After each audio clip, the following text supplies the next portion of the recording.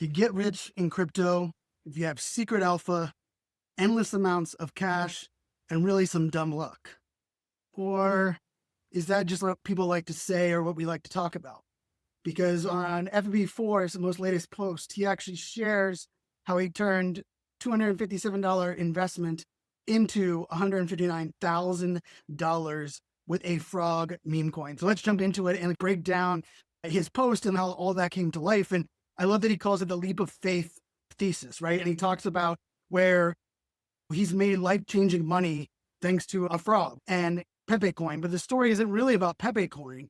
It's this idea of how you think you can make it versus having a strategy and understanding and even reverse engineering. I found this post to be really thought-provoking. He talks about in 2021, he started buying this token. 2021, started buying a token at 20 cents. And he even had under a different name. It was actually called Memetic at the time with hashtag meme.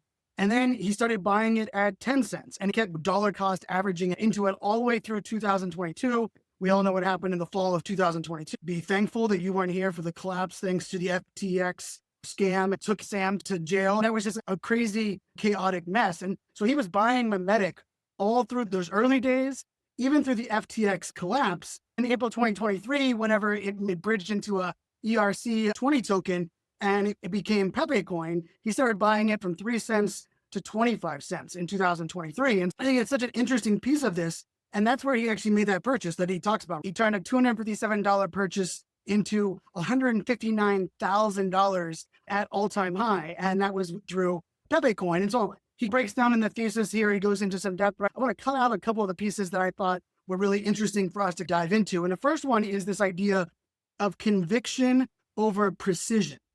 And he shares this macro thesis. I believe he's definitely, we know that he's a Bitcoin maxi without question. He's also an ETH coin, not really sure of many plays that he has over on Solana, maybe one or two that we've been able to link to his wallet. Understanding that he wanted to diversify, but also understanding where meme coins, altcoins attach themselves to Bitcoin and some of the other bigger movers. And then he also talks about how he understood that people got shaken out in the Bitcoin piece, like learning from the crypto wave, from the crypto themes, and then ultimately doubling down and saying, okay, if these repeat themselves, how do I position myself to actually take the biggest advantage possible? The line there at the end that I thought was really interesting is I stopped trying to time the top and I started getting serious about holding at the bottom, which, let's face it, that's a lot easier said than done, but the proof is in FBB4's wallet and the results that he actually have seen. And the other piece of this I thought was interesting, talks about the FTX NFT World, which is where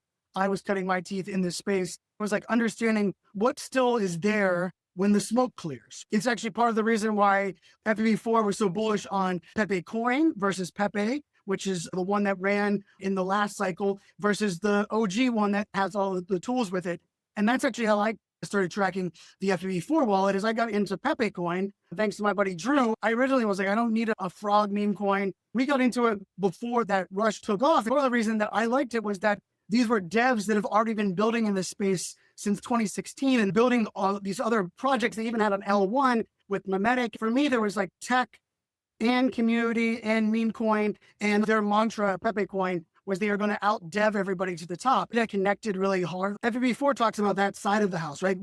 Who is going to be around to represent the community, the token, and it's proof, right? The Pepe, although shot off to whatever it is now, $3.8 billion market cap, the core people, the builders, the devs, the community, they aren't there. Yet it seems that they're not only deving, but they're holding on to those pieces. And so the other part of this thesis that I thought was really interesting was just this idea of really understanding what to focus on. Because let's face it, it's easy to say you should hold when things are down. But if you're just staring at red charts, like I have a screen over here that has a bunch of red charts on it right now because we're leading today, it can be overwhelming. You can actually lose your way. You almost get to a point where you're like, screw my thesis, screw my conviction, I'm ejecting, I'm pulling my money out, I'm swapping out. But what FBB4 talks about here is he focused on staying true to the big picture. Why did I get in these tokens? What is my conviction? Lowering that cost basis while continuing to DCA even as things are at that bottom, and then trusting that broader cycle. If you look at the cycles, if you're on crypto Twitter, you know that everybody's predicting the cycle and understanding what the past taught us that is going to predict the future. And the other part of this I think is so important is that, and this is a hard lesson for me, which you can't catch every move, right? And you can't perfectly time, especially in the market like right now. I've had people messaging me like, are you jumping in on all these Binance meme coins? And I'm like, man, trying to time Solana Casino or the Binance meme coins to me is the casino luck, right? You're pulling the lever and hoping something happens. But if you stay true to what FBB4 is talking about here, I do think that is the lesson of this. And he ties that in at the end of his thesis to Memecoin, where right now, if you look at the chart, Memecoin has been chopping like crazy. Even though the devs have launched Keck Space, there's weekly Twitter spaces, the Telegram is very active. There's still holders and liquidity. It's simply one of those things where you're like, okay, what did we learn from the last cycles? Are we betting on the OG Frog, the OG developers, and the OG community to really hold that conviction and push forward? That last question is what we have to ask ourselves here, which ties into FBB4's thesis. Do you believe it's over, or do you believe in where this is all leading us towards? And so this leap of faith thesis, how FBB4 accumulated life-changing money, wasn't because he was a whale that threw tons of cash and got lucky or got secret alpha.